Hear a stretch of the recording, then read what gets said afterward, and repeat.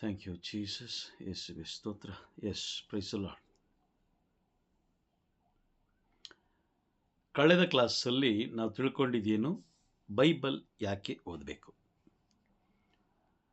ನಾವು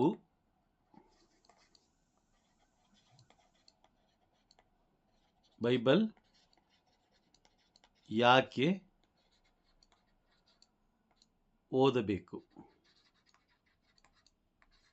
ತಮಾಷೆ ಅಲ್ಲ, ತಮಾಷೆ ಅಲ್ಲವೇ ಅಲ್ಲ.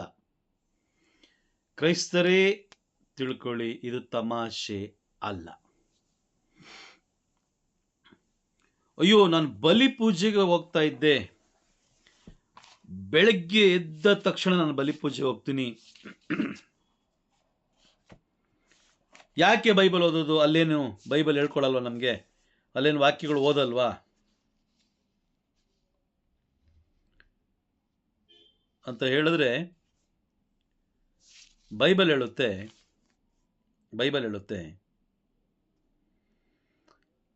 ಧರ್ಮಶಾಸ್ತ್ರ ಅಂದರೆ ಬಲಿ ಪೂಜೆಗಿಂತ ಉತ್ತಮವಾದದ್ದು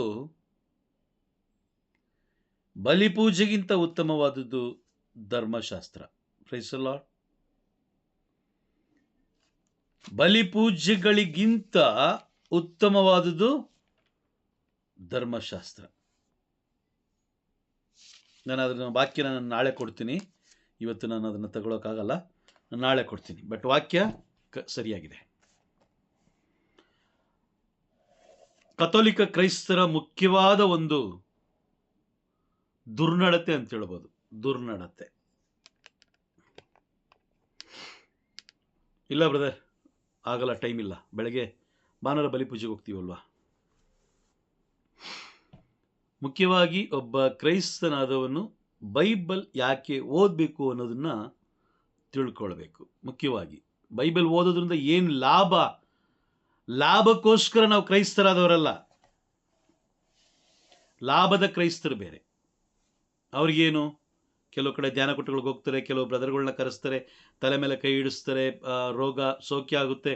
ಓಕೆ, ಫೈನ್, ರೋಗ ಸೌಖ್ಯ ಆಗುತ್ತೆ, ಅನೇಕ ಅದ್ಭುತಗಳು ನಡೆಯುತ್ತೆ, ಎಲ್ಲ ಓಕೆ. ಅದಕ್ಕಿಂತಲೂ ಉತ್ತಮವಾದ ಅದ್ಭುತಗಳನ್ನು ದೇವರು ಮಾಡಲಿಕ್ಕೆ ಸಿದ್ಧರಾಗಿದ್ದಾರೆ. ಬಟ್ ಆದರೆ ಬೈಬಲ್ ಯಾಕೆ ಓದಬೇಕು, ಅದು ತುಂಬ ಮುಖ್ಯ. ಮೊದಲನೇದಾಗಿ ನಾವು ತಿಳ್ಕೊಂಡು, ಕಳೆದ ಕ್ಲಾಸಲ್ಲಿ ನಾವು ತಿಳ್ಕೊಂಡು, ದೇವರ ಸ್ವಭಾವವನ್ನು ತಿಳಿದುಕೊಳ್ಳುವುದಕ್ಕಾಗಿ, ದೇವರ ಸ್ವಭಾವ ಹೇಗಿದೆ ಎಂಬುದನ್ನು ತಿಳ್ಕೊಳ್ಳಿಕ್ಕೆ ಈ ಭೂಮಿ ಮೇಲೆ ಬೇರೆ ಎಲ್ಲೂ ಕೂಡ ವಿವರಣೆ ಸಿಗೋದಿಲ್ಲ. ಅದು ಸಿಗುವಂಥ ಒಂದೇ ಒಂದು ಸ್ಥಳ ಅಂತ ಹೇಳಿದ್ರೆ ಅದು ಬೈಬಲ್. ದೇವರ ಸ್ವಭಾವವನ್ನು ಮೊದಲು ನಾವು ತಿಳ್ಕೊಳ್ಬೇಕು. ಇವತ್ತು ನಾವು ಒಬ್ಬ ವ್ಯಕ್ತಿಯ ಸ್ವಭಾವವನ್ನು ತಿಳಿದುಕೊಳ್ಳದೆ ಅವನ ಸಹವಾಸ ಮಾಡಿ, ಅವನ ಜೊತೆ ಸೇರಿ ಬಿಸ್ನೆಸ್ ಮಾಡಿ, ಅಥವಾ ನಮ್ಮ ಎಲ್ಲ ಗುಟ್ಟುಗಳನ್ನು ಅವನಲ್ಲಿ ಹೇಳ್ಕೊಂಡು ಕೊನೆಗೆ ಕಣ್ಣೀರು ಹಾಕುವಂತಹ ಸನ್ನಿವೇಶಗಳು ಜಾಸ್ತಿ ಇದೆ. ಆ ವ್ಯಕ್ತಿಯ ಸ್ವಭಾವವನ್ನು ಅರಿತುಕೊಳ್ಳದೆ ನಾವೇನು ಮಾಡ್ತೀವಿ, ಕೆಲವು ಬಾರಿ ಹಣ ಇನ್ವೆಸ್ಟ್ಮೆಂಟ್ ಮಾಡ್ತೀವಿ, ಅಥವಾ ನಮ್ಮ ರಹಸ್ಯಗಳನ್ನು ಅವ್ರಿಗೆ ಹೇಳ್ತೀವಿ, ಅಥವಾ ಕುಟುಂಬದ ರಹಸ್ಯಗಳನ್ನು ಹೇಳ್ತೀವಿ, ವೈಯಕ್ತಿಕ ಪರ್ಸ್ನಲ್ ರಹಸ್ಯಗಳನ್ನು ಹೇಳ್ತೀವಿ. ಕೊನೆಗೆ ಕಣ್ಣೀರು ಹಾಕೋದು ನಾವೇ. ಸ್ವಭಾವ ತಿಳಿದಿದ್ರೆ ನಾವು ಹೇಳ್ತಾ ಇರಲಿಲ್ಲ. Praise the Lord. ಸ್ವಭಾವ ಗೊತ್ತಾಗಿದ್ರೆ ನಾವು ಹೇಳ್ತಾ ಇರಲಿಲ್ಲ. ಸ್ವಭಾವ ಗೊತ್ತಾಗಿದ್ರೆ ನಾವು ಬಿಸ್ನೆಸ್ ಮಾಡ್ತಾ ಇರಲಿಲ್ಲ. ಹಾಗಾಗಿ ದೇವರ ಸ್ವಭಾವವನ್ನು ಅರಿತುಕೊಳ್ಳೋದಕ್ಕೋಸ್ಕರ ಬೈಬಲ್ ನಾವು ಓದಬೇಕು. ಬೈಬಲ್ ಓದಿದ್ರೆ ಮಾತ್ರ ನಮಗೆ ಸತ್ಯತೆಗಳು ನಮಗೆ ತಿಳಿಯುತ್ತೆ. ದೇವರು ಯಾರು, ದೇವರ ಸ್ವಭಾವ ಎಂಥದ್ದು, ಎಲ್ಲವೂ ನಮಗೆ ತಿಳಿಯುತ್ತೆ. ಇಲ್ಲ ನಮಗೆ ಬ್ರದರ್ಸ್ಗಳು ಹೇಳ್ತಾರೆ, ಇಲ್ಲ ನಮಗೆ ಫಾದರ್ಸ್ಗಳು ಹೇಳ್ತಾರೆ ಅಂತ ಹೇಳಿದ್ರೆ, ಖಂಡಿತವಾಗಲೂ ಮನುಷ್ಯ ರೂಪದಲ್ಲಿರುವಂಥ ಯಾವ ವ್ಯಕ್ತಿನೂ ಸತ್ಯವಾಗಿ ಬೋಧಿಸಲಿಕ್ಕೆ ಸಾಧ್ಯನೇ ಇಲ್ಲ, ಸತ್ಯವಾಗಿ ತಿಳಿಸಲಿಕ್ಕೆ ಸಾಧ್ಯನೇ ಇಲ್ಲ. Praise the lord.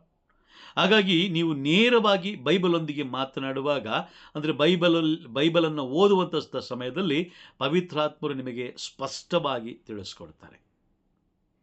Bible ಓದಬೇಕಂದ್ರೆ time ಬೇಕು ಅಲ್ವಾ? ಕರೆಕ್ಟಾ? ಟೈಮ್ ಕೊಡ್ಬೇಕು. ಆ ಟೈಮ್ ಕೊಡೋಕೆ ನಮ್ಮ ಕೈಲಿ ಆಗ್ತಲ್ಲ. ಇದೇ ಸೈತನನ ಪ್ಲಾನ್ ಇದೇನೆ. ದೇವರ ಪ್ಲಾನ್ ಒಂದಿದೆ, ಅದಕ್ಕೆ ವಿರುದ್ಧವಾಗಿ ಸೈತನನ ಪ್ಲಾನ್ ಒಂದಿದೆ. ನಾವು ಸತ್ಯ ತಿಳ್ಕೊಂಡ್ರೆ ನಾವು ಸತ್ಯವಂತ ದೇವರ ಮಕ್ಕಳಾಗಿ ನಾವು ಮಾರ್ಪಡ್ತೀವಿ. ಬೈಬಲ್ ಓದ್ತಾ ಓದ್ತಾ ಓದ್ತಾ ಪಾಪದಿಂದ ನಾವು ದೂರ ಆಗ್ತೀವಿ. ಇದೆಲ್ಲ ಲಾಭಗಳು, ನಾನು ಹೇಳ್ತಾ ಇರೋದು ಲಾಭಗಳು. ಅದೇ ರೀತಿ ಕೆಲವು ಸ್ವಭಾವಗಳು, ನಮ್ಮಲ್ಲಿರುವಂಥ ಕೆಲವು ಸ್ವಭಾವಗಳು ನಮ್ಮನ್ನು ಮಾರ್ಪಡಿಸುತ್ತೆ. ಯಾರು ಹೇಳಿ ಮಾರ್ಪಡದ ಸ್ವಭಾವಗಳು ಮಾರ್ಪಾಡಾಗುತ್ತೆ. ಅದೇ ರೀತಿ ನಾವು ಬೈಬಲ್ ಓದ್ತಾ ಇರುವಂಥ ಸಮಯದಲ್ಲಿ ಆ ವಾಕ್ಯಗಳೇ ನಮ್ಮ ರೋಗವನ್ನು ಸ್ವಸ್ಥ ಮಾಡುತ್ತೆ. ಮಾನಸಿಕ ರೋಗ ಇರಬಹುದು, ಶಾರೀರಿಕ ರೋಗ ಇರ್ಬೋದು, ಎಲ್ಲವನ್ನ ಅದು ಕಂಪ್ಲೀಟಾಗಿ ಕ್ಲಿಯರ್ ಮಾಡುತ್ತೆ. Praise the Lord. ಅದು ನಾನು ಹೇಳ್ತಾ ಇಲ್ಲ. ಬಟ್ ಬೈಬಲ್ ಯಾಕೆ ಓದಬೇಕು? ಬೈಬಲ್ ಓದುವುದರ ಉದ್ದೇಶ ಏನು ಅಂತ ಹೇಳಿದ್ರೆ, ದೇವರ ಸ್ವಭಾವವನ್ನು ನಾವು ತಿಳ್ಕೊಳ್ಬೇಕು. ದೇವರ ಸ್ವಭಾವವನ್ನು ತಿಳ್ಕೊಂಡ್ರೆ ನಾವು ಅವರ ಜೊತೆಯಲ್ಲಿ ಇರ್ಬೋದು ಅನ್ನೋದನ್ನು ನಾವು ತಿಳ್ಕೊಳ್ಬೋದು. ಹಾಗಾಗಿ ದೇವರ ಸ್ವಭಾವ ನಾವು ತಿಳಿದುಕೊಳ್ಳದ ಕಾರಣ, ದೇವರ ಸ್ವಭಾವವನ್ನು ನಾವು ತಿಳಿದುಕೊಳ್ಳದ ಕಾರಣ ದೇವರು ಯಾರು ಅನ್ನೋದು ಕೂಡ ನಮಗೆ ಇವತ್ತಿಗೂ ಗೊತ್ತಾಗ್ತಲ್ಲ. ದೇವರು ಯಾರು ಅನ್ನೋದು ಇವತ್ತಿಗೂ ನಮಗೆ ಗೊತ್ತಾಗ್ತಲ್ಲ.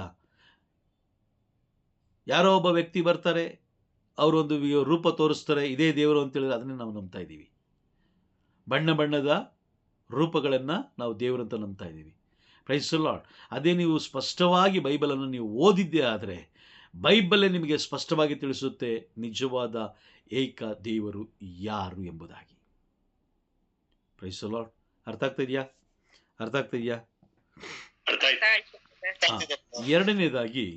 ಎರಡನೇದಾಗಿ ಕಳೆದ ಕ್ಲಾಸಲ್ಲಿ ನಾವು ತಿಳ್ಕೊಂಡು ದೇವರ ಆ ಪರಿಶುದ್ಧತೆಯನ್ನು ಅರಿತುಕೊಳ್ಳುವುದಕ್ಕಾಗಿ, ದೇವರ ಪರಿಶುದ್ಧತೆ ಎಂಥದ್ದು, ಯಾವ ರೀತಿ ನಾವು ದೇವರನ್ನು ಆರಾಧಿಸಬೇಕು, ಪರಲೋಕದಲ್ಲಿ ಯಾವ ರೀತಿ ದೇವರನ್ನು ಆರಾಧಿಸ್ತಾ ಇದ್ದಾರೆ, ನಾವು ಯಾವ ರೀತಿ ದೇವರನ್ನು ಆರಾಧಿಸಬೇಕು ಎಂಬುದನ್ನು ತಿಳಿದುಕೊಳ್ಳೋದಕ್ಕೋಸ್ಕರ ನಾವು ಬೈಬಲ್ನ ಓದಲೇಬೇಕಾಗುತ್ತೆ. ಬೈಬಲ್ ಹೋದರೆ ಖಂಡಿತವಾಗ್ಲೂ ಹೇಳ್ತೀನಿ, ಪರಿಶುದ್ಧತೆ ಹೇಗಿದೆ, ಪರಿಶುದ್ಧತೆ ಅಂದರೆ ಏನು, ಪ್ರಾರ್ಥನೆ ಅಂದರೆ ಏನು, ಯಾವುದು ಕೂಡ ನಮಗೆ ಗೊತ್ತಾಗಲ್ಲ. ಪರಿಶುದ್ಧತೆ, ಪ್ರಾರ್ಥನೆಯಲ್ಲಿ ನಾವು ಕುಳಿತುಕೊಳ್ಬೇಕಾದ್ರೆ ಪರಿಶುದ್ಧತೆ ಇರಬೇಕು. ದೇವರೊಂದಿಗೆ ಮಾತನಾಡಬೇಕಾದ್ರೆ ಪ್ರಾರ್ಥಿಸಬೇಕು.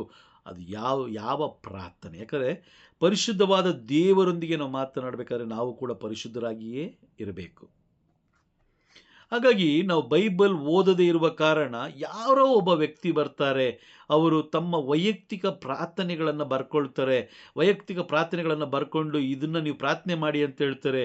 ಅದೇ ರೀತಿ ನಾವು ಪ್ರಾರ್ಥನೆ ಮಾಡ್ತೀವಿ. ಅದು ಎಷ್ಟು ಸರಿನೋ ಗೊತ್ತಿಲ್ಲ.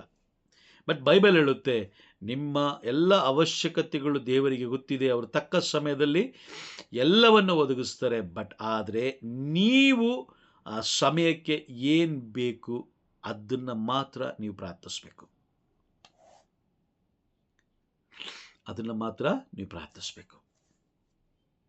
Price the lord. ಒಂದು ಉದಾಹರಣೆಗೆ, ಒಂದು ಸಣ್ಣ ಕಂಪನಿ ಇದೆ, ಒಂದು ಗೋಡೌನ್ ಇದೆ. ಆ ಗೋಡೌನ್ಗೆ ಬೆಂಕಿ ಬಿದ್ದಿದೆ. ಅಂತ ತಿಳ್ಕೊಳ್ಳೋಣ. ಆ ಗೋಡೌನ್ಗೆ ಬೆಂಕಿ ಬಿದ್ದಿರಬೇಕಾದ್ರೆ ಆ ಬೆಂಕಿಯನ್ನು ಆರಿಸ್ಲಿಕ್ಕೆ ಏನು ಬೇಕು ನಮಗೀಗ? ಏನು ಬೇಕು?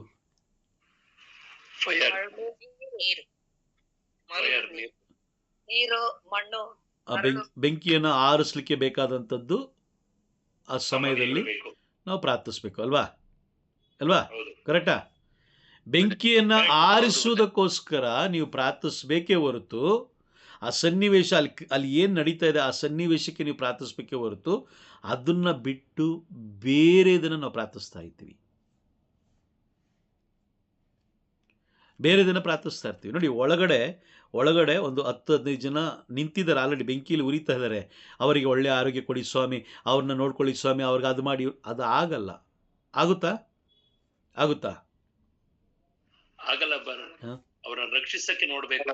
ಅವ್ರು ರಕ್ಷಿಸೋಕ್ಕೋಸ್ಕರ ನಾವು ನೋಡಬೇಕು, ರಕ್ಷಿಸುವ ಪ್ರಾರ್ಥನೆಯನ್ನು ಮಾಡಬೇಕು.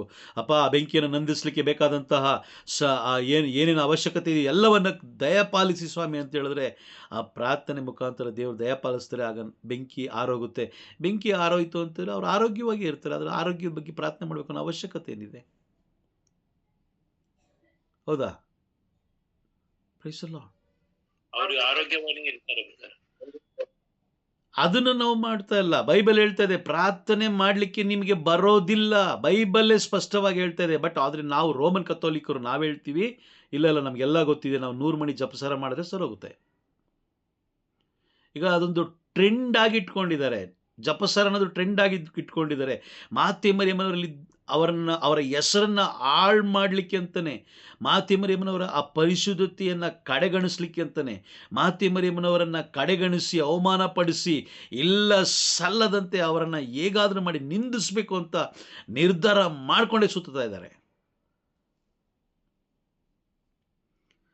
ಮಾತೆ ಮರಿಯಮ್ಮನಲ್ಲಿ ಇದ್ದಂಥ ಒಂದು ಪರಿಶುದ್ಧತೆ ಇಲ್ಲ, ಒಂದು ವಿಧೇಯತೆ ಇಲ್ಲ, ಒಂದು ದೀನತೆ ಇಲ್ಲ, ಏನಂದ್ರೂ ಏನೂ ಇಲ್ಲ. ಆದರೆ ಮಾತ್ರ ಇವರು ಹೇಳೋದು ನೀವು ಬೈಬಲ್ ಓದಬೇಡಿ, ಜಪಸಾರ ಮಾಡಿ ಸಾಕು, ನೀವು ಪರಲೋಕ ಸೇರ್ಕೊತೀರ. ಆದರೆ ಬೈಬಲ್ ಹೇಳುತ್ತೆ ಯಾವುದರಿಂದಲೂ ಸಾಧ್ಯವಿಲ್ಲ. ಕಳೆದ ಬಾರಿ ನಾನು ನಿಮಗೆ ತಿಳಿಸ್ಕೊಟ್ಟಿದ್ದೆ, ಧರ್ಮಸಭೆ ಯಾವ ವ್ಯಕ್ತಿಗೋಸ್ಕರ, ಯಾವ ವ್ಯಕ್ತಿಯಿಂದ, ಯಾವುದೇ ವಸ್ತುಗಳಿಂದ, ಯಾವುದೇ ಶಕ್ತಿಯಿಂದ ನಿರ್ಮಿತವಾದದಲ್ಲ, ದೇವರ ಜೀವವುಳ್ಳ ವಾಕ್ಯದಿಂದ ನಿರ್ಮಿತವಾದದ್ದು. ಧರ್ಮಸಭೆ ಯಾರನ್ನ ನಂಬಿ ಕೂಡ ಇಲ್ಲಿ ನಡೀತಾ ಇಲ್ಲ. ಧರ್ಮಸಭೆ ಇವರೇ ನಡೆಸಬೇಕು ಅನ್ನೋ ಅವಶ್ಯಕತೆಯೂ ಇಲ್ಲ. ಪ್ರೇಷಿತರ ಕಾರ್ಯಕಲಾಪಗಳು 17ನೇ ಅಧ್ಯಾಯ 25ನೇ ವಾಕ್ಯ ಓದಿ ನೋಡಿ. ಪರಲೋಕದಲ್ಲಿ ಯಾವುದೇ ರೀತಿಯಾದ ಕೊರತೆ ಇಲ್ಲ, ಕೊರತೆ ಇಲ್ಲ. ಎಲ್ಲಾ ಜೀವಿಗಳಿಗೆ ಪ್ರಾಣವನ್ನು, ಶ್ವಾಸವನ್ನು, ಸಮಸ್ತವನ್ನು ಕೊಡುವವರು ಅವರೇ. ಮುಂದೆ ಅವರಿಗಾಗಿ ಮಾನವನು ದುಡಿಯಬೇಕಾದ ಅವಶ್ಯಕತೆ ಇಲ್ಲ ಅಂತ ಕೊರತೆ ಅವನಿಗೇನೂ ಇಲ್ಲ. ದೇವರಿಗೆ ಯಾವ ಕೊರತೆನೂ ಇಲ್ಲ. ಕೊರತೆ ಇರೋದೇ ನಮ್ಮಲ್ಲಿ ಕೊರತೆ ಇದೆ. ಏನು ಆ ಕೊರತೆ ಅಂತ ಹೇಳಿದ್ರೆ ಜ್ಞಾನದ ಕೊರತೆ, ವಿವೇಕದ ಕೊರತೆ, ಅರಿವಿನ ಕೊರತೆ. Praise the Lord. ಅರಿವಿನ ಕೊರತೆ ಇದೆ. ಏನಕ್ಕೆ ಅರಿವಿನ ಕೊರತೆ ಇದೆ ಅಂತ ಹೇಳಿದ್ರೆ ನೋಡಿ, ನಾವು ಬೈಬಲ್ ಧರ್ಮಶಾಸ್ತ್ರ ಅಂದರೆ ಧರ್ಮಶಾಸ್ತ್ರವನ್ನು ಓದದ ಕಾರಣ, ಧರ್ಮಶಾಸ್ತ್ರಕ್ಕೆ ಸಮಯ ಕೊಡದ ಕಾರಣ ಈ ಲೋಕದಲ್ಲಿ 100 ದೇವರುಗಳು ಉಂಟಾಗಿದ್ದಾರೆ. ಈಗ ಗೊತ್ತಾ, ಸಾವಿರಾರು ದೇವರುಗಳು ಉಂಟು ಮಾಡ್ಕೊಂಡಿದ್ದಾರೆ, ನಮ್ಮ ಜನಗಳೇ ಉಂಟು ಮಾಡ್ಕೊಂಡಿದ್ದಾರೆ. ದುರಾದೃಷ್ಟವತ್ ಅದೇನು ಗೊತ್ತಾ, ಒಂದು ಅಸಹ್ಯ ಏನಂತ ಹೇಳಿದ್ರೆ ಅದನ್ನ ಹಿಂಬಾಲಿಸ್ಲಿಕ್ಕೆ ಒಂದು 100 ಜನ ಇದ್ದಾರೆ. ಅದನ್ನು ಹಿಂಬಾಲಿಸ್ಲಿಕ್ಕೆ 100 ಜನ ಇದೆ. ಬೈಬಲ್ ಹಿಂದೆ ಹೋಗಿ ಅಂತೇಳಿ ಒಬ್ರು ಹೋಗಲ್ಲ. ಕಾರಣ ಏನು? ಕಾರಣ ಬೈಬಲ್ ದಹಿಸುವ ಅಗ್ನಿ ಆಗುತ್ತೆ. ಆಗಿರುವ ಕಾರಣ ಅದು ನಿಮ್ಮೊಂದಿಗೆ ನನ್ನೊಂದಿಗೆ ಮಾತನಾಡುತ್ತೆ. ಯಾರ್ಯಾರು ಬೈಬಲ್ ಕೈಯಲ್ಲಿ ಹಿಡ್ಕೊಳ್ತಾರೋ ಅವರೆಲ್ಲರೊಂದಿಗೆ ಅದು ಮಾತನಾಡುತ್ತೆ. Praise the Lord. ಮಾತಾಡುತ್ತೆ. ನೀನು ಮಾಡ್ತಿರೋದು ಸರಿ ಇಲ್ಲ, ನೀನು ಆ ರೀತಿ ಇದೆಯಾ, ನೀನು ಈ ರೀತಿ ಇದೆಯಾ, ನೀನು ಹಿಂಗಿರಬೇಕು ಹಂಗಿರಬೇಕು ಅಂತ ಎಲ್ಲವನ್ನ ಬೈಬಲ್ ವಾಕ್ಯದ ಮುಖಾಂತರ, ಪರಲೋಕ ರಿಜಿಸ್ಟರ್ ಮಾಡಿರುವ ಸೀಲೊತ್ತಿರುವಂಥ ವಾಕ್ಯದ ಮುಖಾಂತರ ನಮ್ಮೊಡನೆ ಮಾತನಾಡುತ್ತೆ. ಆ ಒಂದು ಭಯಕ್ಕೋಸ್ಕರ ಜನರು ಬೈಬಲ್ ಹತ್ರಕ್ಕೆ ಹೋಗಲ್ಲ. ಬೈಬಲ್ ಜನರನ್ನ ಏನಂತ, ಕಳ್ಳನ್ನ ಹೋಗ್ಬಿಟ್ಟು ನೀನು ತುಂಬ ಒಳ್ಳೆಯವನು ಅಂತ ಹೇಳಲ್ಲ, ಕಳ್ಳನ್ನ ಕಳ್ಳ ಅಂತಲೇ ವಾದ ಮಾಡುತ್ತೆ, ಕಳ್ಳನ್ನ ಕಳ್ಳ ಅಂತಲೇ ಹೇಳುತ್ತೆ. ಯಾರೇ ಆಗಿರ್ಬೋದು, ಎಂಥ ಒಂದು ಉನ್ನತ ಸ್ಥಾನದಲ್ಲಿ ಇದ್ರೂ ಕಳ್ಳನನ್ನು ನೋಡಿ ಕಳ್ಳ ಅಂತಲೇ ಹೇಳುತ್ತೆ. ಇಸ್ಕರಿಯೋತ ಯೋಧ ಯೇಸು ಸ್ವಾಮಿ ಜೊತೆಲಿ ಇದ್ದಂಥವನು ಕೊನೆಗೆ ಅಲ್ವಾ. Praise the Lord. ಯಾವಾಗ ನಾವು ಬೈಬಲ್ ಓದಲಿಕ್ಕೆ ಪ್ರಾರಂಭ ಮಾಡ್ತೀವೋ ಈ 6 ಪಾಯಿಂಟ್ಸ್ಗಳನ್ನು ನಾವು ತಿಳ್ಕೊಳ್ತೀವಿ. 6 ಪಾಯಿಂಟ್ಸ್. ಈಗ 2 ಪಾಯಿಂಟ್ಸ್ ಹೇಳಿದ್ದೀನಿ. ಮೊದಲನೇದು ದೇವರ ಸ್ವಭಾವವನ್ನು ನಾವು ತಿಳ್ಕೊಳ್ತೀವಿ. ಎರಡನೇದು ದೇವರ ಪರಿಶುದ್ಧತೆಯನ್ನು ನಾವು ತಿಳ್ಕೊಳ್ತೀವಿ. ಮೂರನೇದು ದೇವರ ಬದಲಾಗದ ಪ್ರೀತಿಯನ್ನು ನಾವು ತಿಳ್ಕೊಳ್ತೀವಿ. ದೇವರ ಬದಲಾಗದ ಪ್ರೀತಿ ಮನುಷ್ಯನ ಪ್ರೀತಿ ಥರ ಅಲ್ಲ, ದೇವರ ಪ್ರೀತಿ ವ್ಯತ್ಯಾಸವಾಗಿದೆ. ದೇವರ ಪ್ರೀತಿ ಎಂದಿಗೂ ಬದಲಾಗಲ್ಲ. ಆದಾಮನನ್ನು ದೇವರು ಉಂಟು ಮಾಡಿದಾಗ ಎಷ್ಟು ಪ್ರೀತಿ ಇಟ್ಟಿದ್ರು ಅದಕ್ಕಿಂತ ಹೆಚ್ಚಾದ ಪ್ರೀತಿ ನಮ್ಮ ಮೇಲೆ ಇವತ್ತಿಗಿಟ್ಟಿದ್ದಾರೆ. ಆದಾಮನಿಗೆ ಮೊಬೈಲ್ ಇರಲಿಲ್ಲ, ಇರಲಿಲ್ಲ. ಆದಾಮನಿಗೆ ಇಂಟರ್ನೆಟ್ ಇರಲಿಲ್ಲ. ಆದಾಮನಿಗೆ ಟೆಕ್ನಾಲಜಿ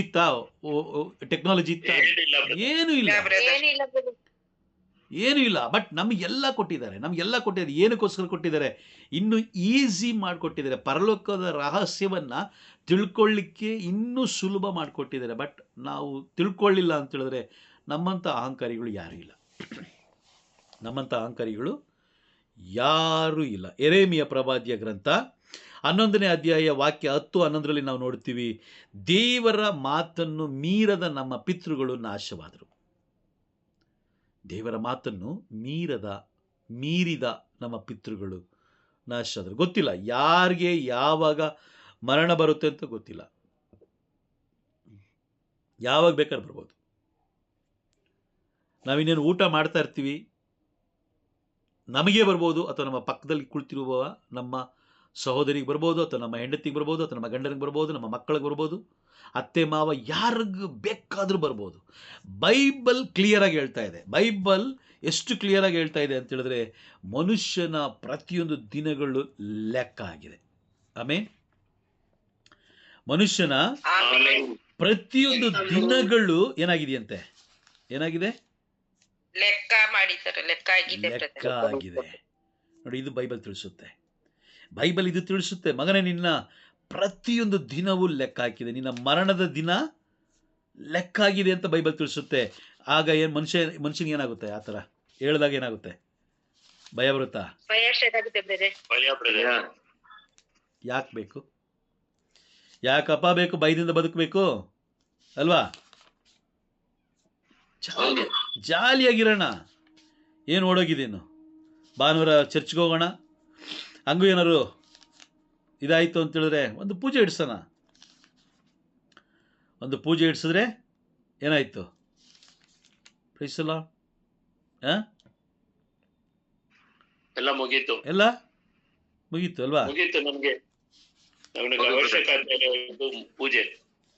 ಪ್ರೈಸ್ ದಿ ಲಾರ್ಡ್. ಅದು ಪೂಜೆಗೆ ಎಷ್ಟು ಗಂಟೆ ಬರೋದು? ಎಲ್ಲ ಮುಗೀತಾ ಇರೋ ಟೈಮ್ಗೆ ಅಲ್ವಾ? ಎಲ್ಲ ಮುಗ್ದಿರೋ ಟೈಮ್ ಬರೋದು. ಹೌದು. ಆ ಪೂಜೆಗೆ ಮೊದಲೇ ಬರ್ತಾರೆ, ಪೂಜೆ ಕಟ್ಟಕ್ಕೆ, ಅಂದ್ರೆ ಅದು ಬರ್ಸಕ್ಕೆ. ಬಲಿ ಪೂಜೆ ಬರೋದು ಅವತ್ತೇ ಬರಲ್ಲ, ಅದು ಬೇರೆ ಅಲ್ವಾ? ಅದು ಒಂದು ಸಮಸ್ಯೆಗಳಿದೆ. Price the lord. ಅಂದರೆ ದೇವ್ರ ಹತ್ರ ಬಂದು ನಾಟಕ ಮಾಡೋಕ್ಕಾಗಲ್ಲ. ಫಾದರ್ ಹತ್ರ ನಾಟಕ ಮಾಡ್ಬೋದು, ಗೊತ್ತಿಲ್ಲ, ಫಾದರ್ ಹತ್ರ ನಾಟಕ ಮಾಡ್ಬೋದು. ಒಬ್ಬ ಬ್ರದರ್ ಹತ್ರ ನಾಟಕ ಮಾಡ್ಬೋದು. ಬಿಷಪ್ ಹತ್ರ ನಾಟಕ ಆಡ್ಬೋದು, ಬಿಷಪ್ ಹತ್ರ ನಾಟಕ ಆಡ್ಬೋದು. ಯಾಕೆ? ಪೋಪ್ ಹತ್ರ ನಾಟಕ ಆಡ್ಬೋದು. Yes, I am a good, I am a beautiful, ನಾನು ಒಳ್ಳೆಯವನು, ತುಂಬ ಒಳ್ಳೆಯವನು, ಅಂಥವನು ಇಂಥವನು. ಚರ್ಚ್ಗೆ ಜಾಗ ಕೊಟ್ಟಿರೋದು ನಾನೇ ಸ್ವಾಮಿ. ಚರ್ಚ್ಗೆ ಜಾಗ ಕೊಟ್ಟಿರೋದು ನಮ್ಮ ಅಪ್ಪನೇ. ಚರ್ಚ್ಗೆ ಹಿಂದ್ಗಡೆ ಶಿಲ್ವೆ ಮಾಡಿಸ್ಕೊಟ್ಟಿರೋದು ನಾವೇನೆ. ಎಲ್ಲ ಹೇಳ್ಬೋದು, ಇಲ್ಲ ಅಂತಲ್ಲ. ಬಟ್ ದೇವರ ಮುಂದೆ ಅಥವಾ ಬೈಬಲ್ ಮುಂದೆ ನಾಟಕ ಮಾಡಲಿಕ್ಕೆ ಸಾಧ್ಯನೇ ಇಲ್ಲ. ಸಿರಾಕನ ಗ್ರಂಥ 41ನೇ ಅಧ್ಯಾಯ 13ನೇ ವಾಕ್ಯ. ಸಿರಾಕನ ಗ್ರಂಥ 41ನೇ ಅಧ್ಯಾಯ 13ನೇ ವಾಕ್ಯ. ಒಳ್ಳೆಯ ಬಾಳಿನ ದಿನಗಳು ಎಣಿಕೆಯಾಗಿವೆ. ಒಳ್ಳೆಯ ಬಾಳಿನ ದಿನಗಳು ಎಣಿಕೆಯಾಗಿವೆ. ಹಾಗಾಗಿ ನಿಮಗೆ ದೇವರು ಕೊಟ್ಟ ಹೆಸರಿನತ್ತ ಗಮನ ಹರಿಸಬೇಕು. ಬೈಬಲ್ ಓದಬೇಕಾದ್ರೆ ಅದು ಸ್ಪಷ್ಟವಾಗಿ ಮಾತಾಡುತ್ತೆ. ನೀವು ಮಾಡಿರುವಂಥ ಪ್ರತಿಯೊಂದು ಪಾಪಗಳನ್ನು ಅದು ನಮಗೆ ತಿಳಿಸ್ಕೊಡುತ್ತೆ. ಎಷ್ಟೋ ಜನ ಅದಕ್ಕೋಸ್ಕರ ಬೈಬಲ್ ಮುಟ್ಟಕ್ಕೆ ಹೋಗಲ್ಲ. Praise the Lord. ದೇವರ ಪ್ರೀತಿಯನ್ನು ತಿಳ್ಕೊಳ್ಬೇಕಾದ್ರೆ ನಾವು ಬೈಬಲ್ ಓದಬೇಕು. ಯಾಕೆಂದರೆ ಬೈಬಲಲ್ಲಿ ಆದಾಮನಿಂದ ಹಿಡಿದು ಪ್ರಕಟಣೆ ಪುಸ್ತಕ ಬರೆದಂತಹ ಯೋಹಾನನ ತನಕ ಯಾವ್ಯಾವ ಸ್ಥಳದಲ್ಲಿ ದೇವರು ಕೋಪಗೊಂಡರು, ಯಾವ್ಯಾವ ಸ್ಥಳದಲ್ಲಿ ದೇವರು ಪ್ರೀತಿ ತೋರಿಸಿದ್ರು, ಆ ಪ್ರೀತಿ ಯಾವ ರೀತಿ ಇತ್ತು, ಪ್ರೀತಿ ಎಷ್ಟು ಅದ್ಭುತವಾಗಿತ್ತು, ಪ್ರೀತಿ ಎಷ್ಟು ಅಮೋಘವಾಗಿತ್ತು, ಪ್ರೀತಿ ಎಷ್ಟು ಭಯಂಕರವಾಗಿತ್ತು ಅನ್ನೋದನ್ನು ನಾವು ತಿಳ್ಕೊಳ್ಬೇಕು ಅಂತೇಳಿದ್ರೆ ಬೈಬಲ್ ಹತ್ರನೇ ಹೋಗ್ಬೇಕು. ನಾವು ಅಂದ್ಕೊಳ್ತೀವಿ, ನಾನು ಡಬಲ್ ಡಿಗ್ರಿ ಮಾಡ್ಕೊಂಡಿದ್ದೀನಿ, ನಾನು ಅದು ಮಾಡ್ಕೊಂಡಿದ್ದೀನಿ, ಇದು ಮಾಡ್ಕೊಂಡಿದ್ದೀನಿ, ನಾನು ದೊಡ್ಡ ಗ್ರ್ಯಾಜುಯೇಟ್ ಮಾಡ್ಕೊಂಡಿದ್ದೀನಿ ಅಂತ ಲೋಕದ ಎಂಥ ದೊಡ್ಡ ಸ್ಥಾನದಲ್ಲಿದ್ದರೂ ಬಟ್ ನ್ಯಾಯ ತೀರ್ಪಾಗೋದು ಮೋಶೆಯ ಧರ್ಮಶಾಸ್ತ್ರದ ಪ್ರಕಾರವೇ ಅಂತ ಬೈಬಲ್ ಹೇಳ್ತಾ ಇದೆ. ಎಷ್ಟು ದೊಡ್ಡ ವ್ಯಕ್ತಿಗಳು ಬೇಕಾರಾಗಿರ್ಬೋದು, ಕೋಟಿಗಟ್ಟಲೆ ದುಡ್ಡು ಮಾಡಿರ್ಬೋದು, ಬಟ್ ನ್ಯಾಯ ತೀರ್ಪು ಆಗೋದು ಧರ್ಮಶಾಸ್ತ್ರದ ಮುಖಾಂತರವೇ, ಬೈಬಲ್ ಮುಖಾಂತರವೇ. ಬೇಕಾದ್ರೆ ವಾಕ್ಯ ಓದೋಣ, ಅದಕ್ಕೆ ಬೇಕಾದಂಥ ವಾಕ್ಯ ಓದೋಣ. ರೋಮನರಿಗೆ ಬರೆದ ಪತ್ರ 2ನೇ ಅಧ್ಯಾಯ 12ನೇ ವಾಕ್ಯ, 2:12. ರೋಮನರಿಗೆ ಬರೆದ ಪತ್ರ 2ನೇ ಅಧ್ಯಾಯ. ಧರ್ಮಶಾಸ್ತ್ರದ ಅರಿವಿಲ್ಲದೆ ಪಾಪ ಮಾಡುವವರು ಆ, ಆ ಶಾಸ್ತ್ರದ ತೀರ್ಪಿಗೆ ಒಳಗಾಗದೆಯೇ ನಾಶವಾಗುತ್ತಾರೆ. ಆ. ಆ ಧರ್ಮಶಾಸ್ತ್ರದ ಅರಿವಿದ್ದು ಪಾಪ ಮಾಡುವವರು ಆ ಶಾಸ್ತ್ರದ ತೀರ್ಪಿಗೆ ಗುರಿಯಾಗುತ್ತಾರೆ. Price the Lord. ನೋಡಿ 13ನೇ ವಾಕ್ಯ ಓದಿ, ಇನ್ನೂ ಸ್ಪಷ್ಟವಾಗಿ ಹೇಳುತ್ತೆ. ಓದಿ. ಧರ್ಮಶಾಸ್ತ್ರವನ್ನು ಆಲಿಸಿದ ಮಾತ್ರಕ್ಕೆ ಯಾರು ದೇವರೊಂದಿಗೆ ಸತ್ಸಂಬಂಧವನ್ನು ಪಡೆಯಲು ಸಾಧ್ಯವಿಲ್ಲ. ಸತ್ಸಂಬಂಧವನ್ನು ಪಡೆಯಬೇಕಾದರೆ ಅದನ್ನು ಆಲಿಸಬೇಕು, ಅದ್ರ ಜೊತೆಗೆ ಪಾಲಿಸಲೇಬೇಕು. Price the lord. ವಾಕ್ಯ ಸ್ಪಷ್ಟವಾಗಿ ಹೇಳ್ತಾ ಇದೆ. ರೋಮನರಿಗೆ ಬರೆದ ಪತ್ರ 2ನೇ ಅಧ್ಯಾಯ 12ನೇ ವಾಕ್ಯ, ಮೋಶೆಯ ಧರ್ಮಶಾಸ್ತ್ರದ ಯಾರ್ಯಾರಿಗೆ ಅರಿವಿದೆಯೋ ಅವರೆಲ್ಲರೂ ಈ ಧರ್ಮಶಾಸ್ತ್ರಕ್ಕೆ ಅನುಗುಣವಾಗಿಯೇ ತೀರ್ಪಿಗೆ ಗುರಿಯಾಗ್ತಾರೆ.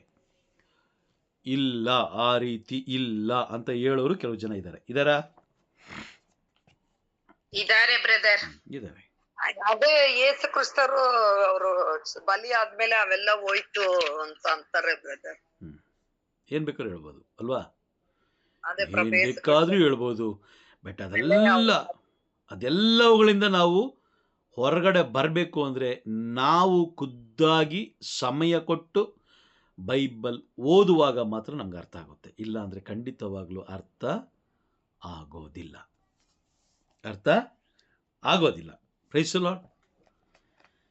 ಕೆಲವು ಕಡೆ ಬೈಬಲಲ್ಲಿ ದೇವರು ಕೆಲವು ವ್ಯಕ್ತಿಗಳನ್ನು ಶಿಕ್ಷಿಸಿದ್ದು ಉಂಟು. ಆದರೆ ಶಿಕ್ಷಿಸಿದ ಸಮಯಕ್ಕಿಂತ ದೇವರು ಪ್ರೀತಿಸಿದ ಸಮಯ ಸನ್ನಿವೇಶಗಳೇ ಜಾಸ್ತಿ ಬೈಬಲಲ್ಲಿ. ಇವತ್ತು ನಾವು ಮಾಡಿರುವಂತಹ ಒಂದೊಂದು ಕುತಂತ್ರದ ಜೀವನಕ್ಕೆ ದೇವರು ಶಿಕ್ಷೆ ಕೊಡ್ಬೋದಿತ್ತು, ಆದರೆ ಕೊಟ್ಟಿಲ್ಲ ಅಲ್ವಾ? ಜೀವಂತವಾಗಿಟ್ಟಿದ್ದಾರೆ. Praise the Lord. ನಾಲ್ಕನೇದು ಈಗ ಬರ್ಕೊಳ್ಳಿ. 4ನೇದು, 1, 2, 3 ಆಗಿದೆ. ಈಗ 4ನೇದು. ಯಾಕೆ ನಾವು ಬೈಬಲ್ ಓದಬೇಕು? ದೇವರ ಅಪರಿಮಿತವಾದ ಕೃಪೆ.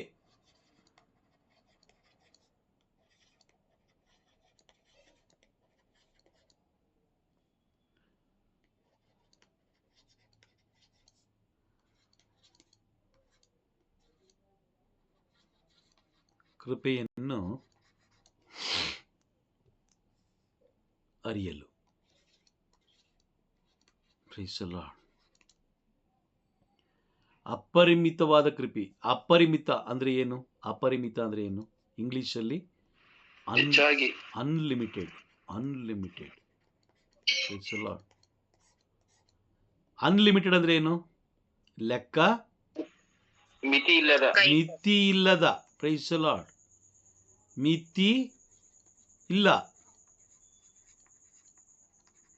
ಮಿತಿ ಇಲ್ಲದ ಕೃಪೆ. ಹೌದಾ ಅಂತ ಹೇಳಿದ್ರೆ ನೋಡಿ, ಬೈಬಲ್ ಸ್ಪಷ್ಟವಾಗಿ ಹೇಳುತ್ತೆ. ಪ್ರಲಾಪನೆ ಗ್ರಂಥ, ಪ್ರಲಾಪ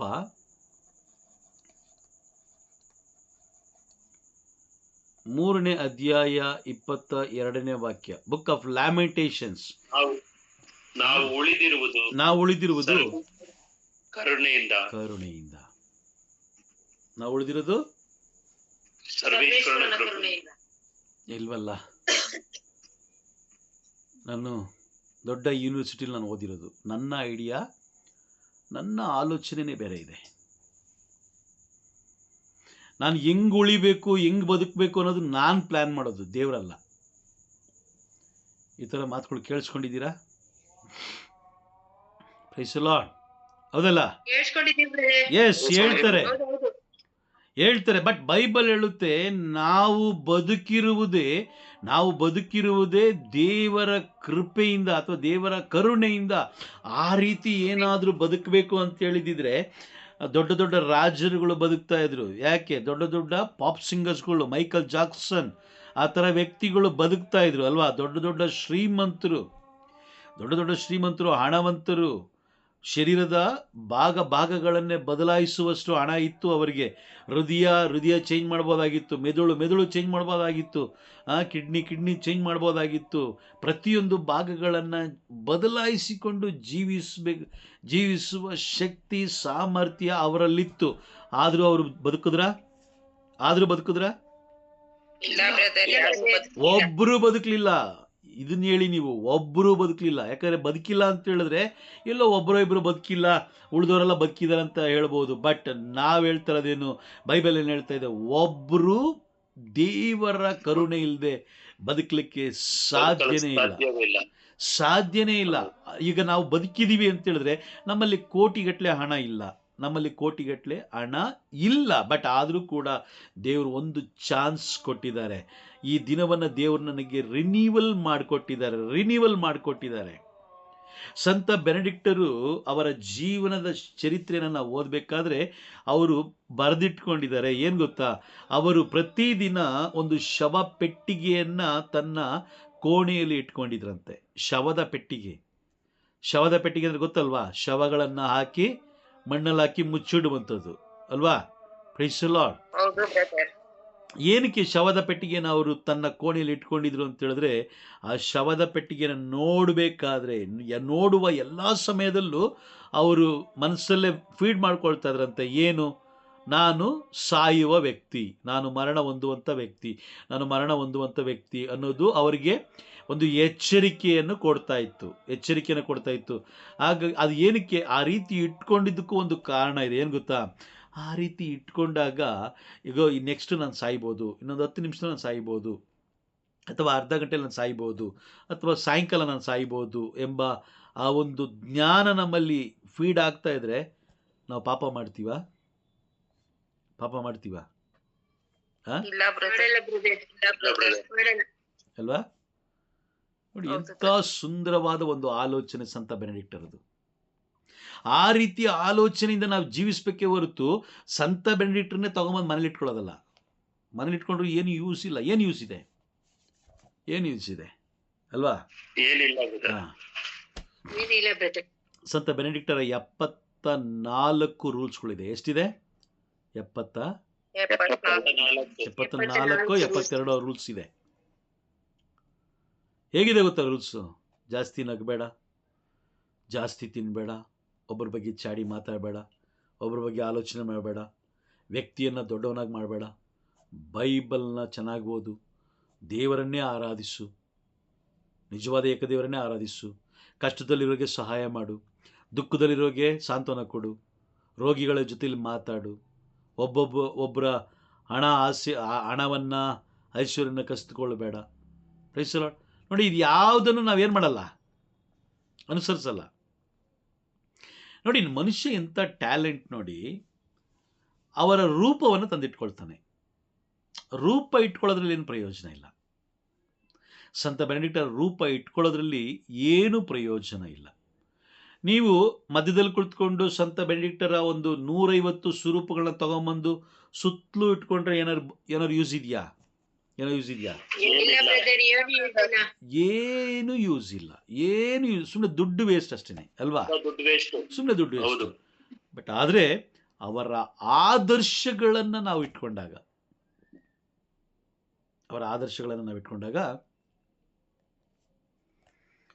ಎಷ್ಟು ಬೇಕೋ ಅಷ್ಟು ಲಾಭ ಸಿಗುತ್ತೆ, ಎಷ್ಟು ಬೇಕೋ ಅಷ್ಟು ಪರಿಶುದ್ಧತೆ ಕಡೆ ನಾವು ಆಲ್ಬೋದು. ಅವರು ಹಾಕುವಂಥ ಒಂದೊಂದು ಅವ್ರು ಹಾಕಿಕೊಂಡು ರೂಲ್ಸ್ ಆ್ಯಂಡ್ ರೆಗ್ಯುಲೇಷನ್ಸ್ ಹಾಕ್ಕೊಂಡು, ನಿಯಮಗಳನ್ನು ಹಾಕ್ಕೊಂಡು ಅವ್ರು ಯಾವ ರೀತಿ ಜೀವಿಸಿದ್ರೋ ಅದೇ ರೀತಿ ನಿಯಮಗಳನ್ನು ನೀನು ನಿನ್ನ ಜೀವನದಲ್ಲಿ ಅಳವಡಿಸಿಕೊಂಡು ದೇವರ ಬಳಿಗೆ ಹೋಗ್ಲಿಕ್ಕೆ ನೋಡಬೇಕೇ ಹೊರತು ಅದರ ಬದಲು ನೇರವಾಗಿ ಸೋಮಾರಿ ಸಿದ್ಧಂತರ ಅಯ್ಯೋ ನಾನು ಇಷ್ಟಲ್ಲ 74 ನಾನು ಅನುಸರಿಸ್ಬೇಕಾ, ಅಯ್ಯೋಯ್ಯೋ ಅದೆಲ್ಲ ಏನು ಬೇಡ, ಸಂತ ಬೆನೆಡಿಕ್ಟರ್ ಸ್ವರೂಪನೇ ತಂದಿಟ್ಕೊಂಡ್ಬಿಡ್ತೀನಿ. ಮನುಷ್ಯನ ಮೂರ್ಖತನ ಅದು. ಯಾವ ಸಂತರ ಸ್ವರೂಪಗಳಿಂದ ಏನು ಪ್ರಯೋಜನ ಇಲ್ಲ. ಬಟ್ ಆದರೆ ಅವರ ಆದರ್ಶಗಳಿಂದ ಎಲ್ಲವೂ ಸಾಧ್ಯ. ಆಮೆನ್. ಎಲ್ಲವೂ ಸಾಧ್ಯ. ವಾಕ್ಯ ಹೇಳುತ್ತೆ ಮನುಷ್ಯನಿಗೆ ಅಸಾಧ್ಯವಾದದ್ದು ದೇವರಿಗೆ ಸಾಧ್ಯ ಅಂತ. ಬಟ್ ನಾನು ಹೇಳ್ತೀನಿ, ಎಲ್ಲ ಸಂತರುಗಳ ಮುಖಾಂತರ ಏನೂ ಸಾಧ್ಯ ಇಲ್ಲ, ಬಟ್ ಅವರ ಆದರ್ಶಗಳಿಂದ ಎಲ್ಲವೂ ಸಾಧ್ಯ, ಪ್ರತಿಯೊಂದು ಸಾಧ್ಯ. ಕಾರಣ ಏನಂತ ಹೇಳಿದ್ರೆ ಅವರು ಅನುಸರಿಸಿದ್ದೇ ಬೈಬಲ್ನ, ಅವರು ಹಿಂಬಾಲಿಸಿದ್ದೇ ಬೈಬಲ್ನ, ಅವ್ರು ಹಿಂಬಾಲಿಸ್ಕೊಂಡು ಹೋಗಿದ್ದೇ ಪ್ರಭು ಯೇಸು ಕ್ರಿಸ್ತರನ್ನ, ಬೇರೆ ಯಾರನ್ನೂ ಅವರು ಹಿಂಬಾಲಿಸಲಿಲ್ಲ. ಎಲ್ಲ ಸಂತರುಗಳು ಹೇಳಿರೋದು ನಿಜವಾದ ಏಕದೇವರನ್ನು ಆರಾಧಿಸ್ರಿ. ಈ ಎಲ್ಲ ಸತ್ಯ ಎಲ್ಲಿ ನಮಗೆ ತಿಳಿಯುತ್ತೆ ಅಂತ ಹೇಳಿದ್ರೆ ಬೈಬಲ್ ಓದಬೇಕಾದ್ರೆ ನಮಗೆ ತಿಳಿಯುತ್ತೆ. ನೋಡಿ, ಇಷ್ಟೆಲ್ಲ ಸಂತರುಗಳನ್ನ ನಾವು ಆರಾಧಿಸ್ತೀವಿ, ಇಷ್ಟೆಲ್ಲ ಸಂತರುಗಳನ್ನ ನಾವು ಮಹಿಮೆ ಪಡಿಸ್ತೀವಿ, ಅದು ಮಾಡ್ತೀವಿ, ಇದು ಮಾಡ್ತೀವಿ, ಚರ್ಚಲ್ಲಿ ಏನು ಬೇಕಾದ್ರೂ ಮಾಡ್ತೀವಿ. ಬಟ್ ಆದರೂ ನಾವು ಇನ್ನೂ ಜೀವಂತವಾಗಿದ್ದೀವಿ. ಇನ್ನೂ ಅವ್ರ ಕೋಪ ಪಿತ್ತ ನೆತ್ತಿಗತ್ತಿಸಿದ್ರು ಕೂಡ ನಾವಿನ್ನೂ ಜೀವಂತವಾಗಿದ್ದೀವಿ ಅಂತ ಹೇಳಿದ್ರೆ ಅವರು ನಮ್ಮ ಮೇಲೆ ಇಟ್ಟಿರುವ ಕರುಣೆ ಅಥವಾ ಕೃಪೆಯಿಂದ.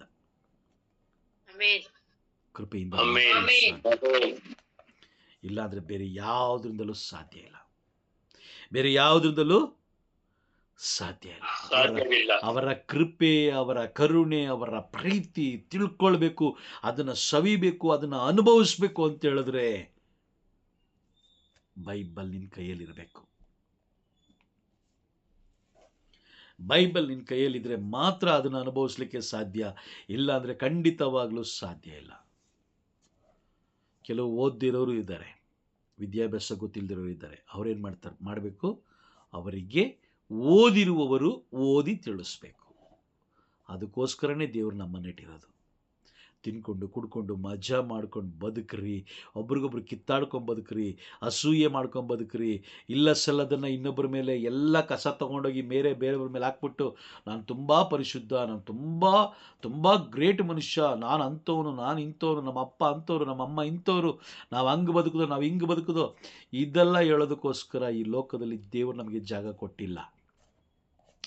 ದೇವರು ನಮಗೆ ಜಾಗ ಕೊಟ್ಟಿದ್ದು ಅವರಿಗೆ ಸಾಕ್ಷಿಯ ಮಕ್ಕಳಾಗಿ ಜೀವಿಸಲಿಕ್ಕೆ. ಆಮೇಲೆ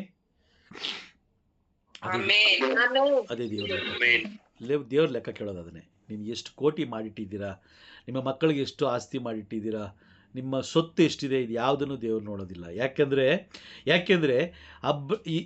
ಈ ಅಬ್ರಹಾಮನಿಗೆ ಕೊಟ್ಟಂಥ ಆಸ್ತಿ ಅದರಲ್ಲಿ ಒಂದು ಸಣ್ಣ ಕೂದಲಷ್ಟು ನಮಗಿಲ್ಲ. ಇದೆಯಾ? ಇಲ್ಲ ಬ್ರದರ್, ಇಲ್ಲ. ದೇವರ ಕರುಣೆ ನೋಡಿ, ಕೊಟ್ಟರೆ ಹೆಂಗೆ ಕೊಡ್ತಾರೆ ನೋಡಿ. Praise the Lord. ದೇವರ ಕೃಪೆ, ದೇವರ ಕರುಣೆ ನಾವು ತಿಳ್ಕೊಳ್ಬೇಕು, ದೇವರ ಪ್ರೀತಿಯನ್ನು ನಾವು ತಿಳ್ಕೊಳ್ಬೇಕು, ಅದನ್ನು ಅನುಭವಿಸ್ಬೇಕು ಅಂತ ಹೇಳಿದ್ರೆ ನಾವು ಬೈಬಲ್ ಒಂದಿಗಿರಬೇಕು, ಸದಾಕಾಲ ಬೈಬಲ್ ಓದ್ತಾ ಇರಬೇಕು. ನೋಡಿ, ಮೋಶೆ ಹತ್ರ ದೇವರು ಮಾತಾಡ್ತಾರೆ. ಮೋಶೆಗೆ ಧರ್ಮಶಾಸ್ತ್ರವನ್ನು ಕೊಡ್ತಾರೆ. ಧರ್ಮಶಾಸ್ತ್ರ ಅಂದರೆ ಏನು? ಆಜ್ಞೆಗಳು ಅಲ್ವಾ? ಆಜ್ಞೆಗಳು ಕೊಡ್ತಾರೆ. ಸರಿ, ಮೋಶೆ ಆ ಒಂದು ಅಧ್ಯಾಯ ಮುಗೀತು, ಮೋಶೆದ ಅಧ್ಯಾಯ ಮುಗೀತು. ನೆಕ್ಸ್ಟ್ ಇಸ್ರೇಲ್ ಜನರನ್ನು ಮರುಭೂಮಿಯಲ್ಲಿ ಮುನ್ನಡೆಸ್ಕೊಂಡು ಕಾನಾ ದೇಶಕ್ಕೆ ಯಾರು ಕರ್ಕೊಂಡು ಹೋಗ್ತಾರೆ? ಯೆಹೋಶುವ ಅಲ್ವಾ? ಯೆಹೋಶುವ. ದೇವರು ಯೆಹೋಶುವನಿಗೆ ಏನು ಹೇಳ್ತಾರೆ ನೋಡೋಣ. ಯೆಹೋಶುವನಿಗೆ ಬರೆದ ಪತ್ರ ಅಲ್ಲ, ಯೆಹೋಶುವನ ಗ್ರಂಥ 1ನೇ ಅಧ್ಯಾಯ ವಾಕ್ಯ 7 ಹಾಗೂ 8 ಓದಿ. ನನ್ನ ದಾಸನಾದ ಮೋಶೆ ನಿನಗೆ ಬೋಧಿಸಿದ ಧರ್ಮೋಪದೇಶವನ್ನು ಮಾತ್ರ ಸ್ಥೈರ್ಯದಿಂದ ಪರಿಪಾಲಿಸು. ಅದನ್ನು ಬಿಟ್ಟು ಎಡಕ್ಕಾಗಲಿ ಬಲಕ್ಕಾಗಲಿ ಹೋಗಬೇಡ. ಆಗ ನೀನು ಎಲ್ಲಿ ಹೋದರೂ ಕೃತಾರ್ಥನಾಗುವೆ. ಈ ಧರ್ಮಶಾಸ್ತ್ರ ಸದಾ ನಿನ್ನ ಬಾಯಲ್ಲಿರಲಿ, ಹಗಲಿರುಳು ಅದನ್ನು ಧ್ಯಾನಿಸು. ಅದರಲ್ಲಿ ಬರೆದಿರುವುದನ್ನೆಲ್ಲ ಕೈಗೊಂಡು ನಡೆ. ಆಗ ನಿನ್ನ ಕಾರ್ಯವೆಲ್ಲ ಕೈಗೂಡುವುದು. Praise the Lord. ನೋಡಿ, ಇಲ್ಲಿ ಸ್ಪಷ್ಟವಾಗಿ ನೋಡಿ, ಅರ್ಥ ಆಗ್ತಾ ಇದೆಯಾ? ನಾವು ಓದ್ಬೇಕಾದ್ರೆ ಅರ್ಥ ಆಗುತ್ತೆ ಅಲ್ವಾ? ಯೆಹೋಶುವನಿಗೆ ಎಷ್ಟು ಸ್ಪಷ್ಟವಾಗಿ ಹೇಳ್ತಾರೆ. ಎಷ್ಟಾಯ್ತು ಬ್ರದರ್? ಯೆಹೋಶುವ 1:7-8 ಸಿಸ್ಟರ್. ನನ್ನ ದಾಸನಾದ ಮೋಶೆ ನಿನಗೆ ಬೋಧಿಸಿದ ಧರ್ಮೋಪದೇಶವನ್ನ ಮಾತ್ರ ಧೈರ್ಯಸ್ಥೈರ್ಯದಿಂದ ಪರಿಪಾಲಿಸು. ಮೋಶೆ ಬೋಧಿಸಿದ್ರು, ಬಟ್ ಆಲಿಸ್ಕೊಳ್ಬೇಕಾಗಿರೋದು ಯಾರು? ಯೆಹೋಶುವ. ಯೆಹೋಶುವ ತಾನೆ ಹೇಳ್ತಾರದು ಯಾರಿಗೆ? ಯೆಹೋಶುವ ತಾನೆ. ಯೆಹೋಶುವ ಕೇಳಿಸ್ಕೊಂಡಿದ್ರೆ ಮಾತ್ರ ಅದನ್ನ ಪಾಲಿಸ್ಲಿಕ್ಕೆ ಸಾಧ್ಯ. ಹೌದು. ಆಲಿಸ್ಕೊಳ್ದೆ ಹೋಗಿದ್ರೆ ಸಾಧ್ಯವಿಲ್ಲ ಬ್ರದರ್, ಬೋಧಿಸಕ್ಕೆ ಪಾಲಿಸಕ್ಕೆ ಆಗಲ್ಲ. ಈಗ ಯಾಜಕರು ಶುಭ ಸಂದೇಶವನ್ನ ಇದು ಮಾಡ್ಬೇಕಾದ್ರೆ, ಸಂದೇಶ ಕೊಡ್ಬೇಕಾದ್ರೆ ಕೆಲವು ಜನ ನೋಡಿದ್ದೀರಾ ಮೊಬೈಲಲ್ಲಿ, ಮಾಡ್ತೀನಿ ಆಮೇಲೆ ಮಾಡ್ತೀನಿ ಬಂದೆ ಪೂಜೆಲಿದ್ದೀನಿ ಬರ್ತೇನೆ ಅಲ್ವಾ? ಯಾಜಕರ ಮುಖಾಂತರ ದೇವರು ಏನು ಮಾತಾಡ್ತಾ ಇದ್ದಾರೆ ಎಂಬುದನ್ನು ನಾವು ಆಲಿಸಬೇಕು, ಅದನ್ನು ಧ್ಯಾನಿಸಬೇಕು. ಆಗ ಮಾತ್ರ ದೇವರು ಕೆಲವು ಸೂಚನೆಗಳ ಮುಖಾಂತರ ನಮಗೆ ತಿಳಿಸ್ಕೊಡ್ತಾರೆ.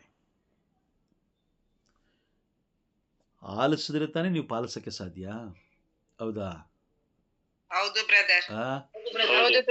ಈಗ ಆಲಿಸ್ಲಿಕ್ಕೆ ಬೈಬಲ್ಲೇ ತೆಗೆದು ದೂರ ಇಟ್ಟಿದ್ದೀವಲ್ವ, ಎಲ್ಲ ಆಲಿಸೋದು?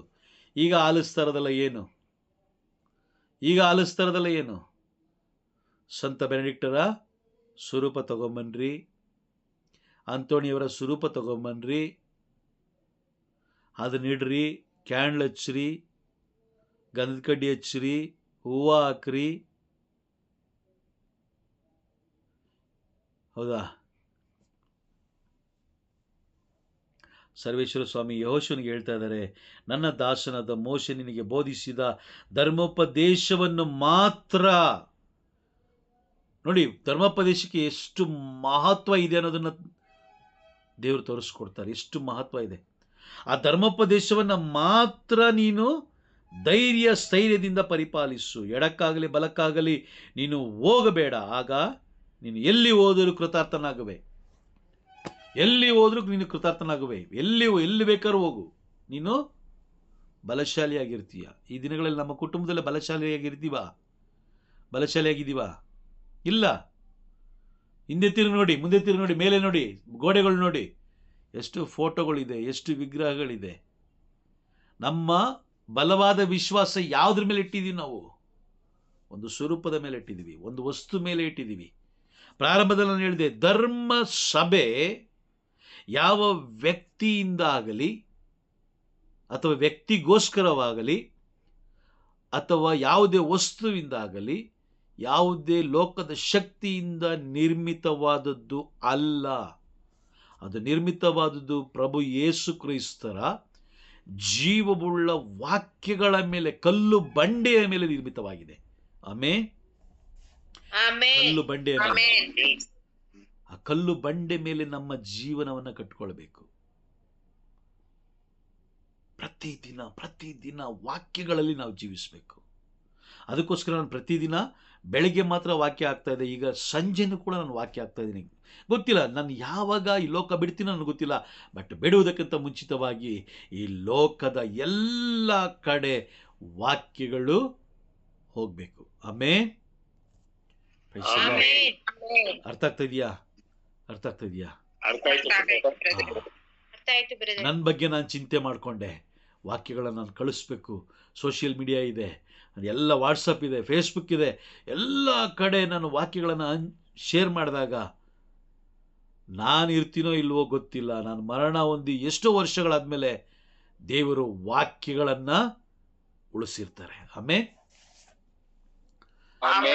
ಆ ದಿನದಲ್ಲಿ ವಾಕ್ಯಗಳಿಗೆ ಪರದಾಡುವಂಥ ಸಮಯದಲ್ಲಿ ಆ ವಾಕ್ಯಗಳು ಆ ಸಮಯದಲ್ಲಿರುವಂಥ ಯಾವ ವ್ಯಕ್ತಿಗೆ ತಲುಪಬೇಕೋ ಆ ವ್ಯಕ್ತಿಗೆ ದೇವರು ತಲುಪಿಸ್ತಾರೆ. ಆಮೆನ್. ಅರ್ಥ ಆಗ್ತಿದ್ಯಾ? ಎಲ್ಲ ಪ್ರವಾದಿಗಳು ಬರೆದಿರುವಂತ ಈ ಗ್ರಂಥ ಇವತ್ತು ನಮ್ಮ ಜೊತೆ ಮಾತಾಡ್ತಾ ಇದೆ. ಇದೇ ವಾಕ್ಯಗಳು ಮುಂದಿನ ಎಲ್ಲರೊಂದಿಗೂ ಮಾತನಾಡುತ್ತೆ.